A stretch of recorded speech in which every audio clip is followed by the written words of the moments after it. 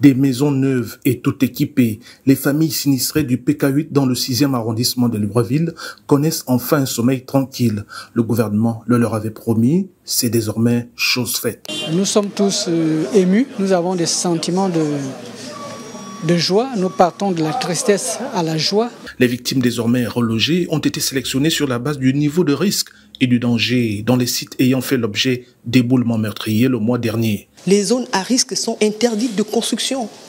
Ça peut amener la mort. Et ça nous a amené la mort. Le pays est en deuil. Et je réitère ici les condoléances du chef de l'État, Libongo Ndimba, les condoléances du gouvernement de la République et que les populations environnantes qui ont également des maisons construites sur des zones dangereuses partiront de ces zones-là.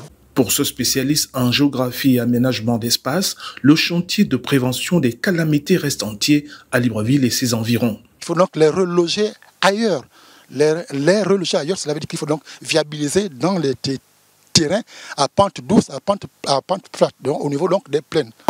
Que les populations s'installent sur ces pentes il faut donc qu'on y mette des aménagements spéciaux, des infrastructures spéciales. Donc, il faut construire des murs de soutènement qui peuvent donc être un frein à la faiblesse mécanique des sols.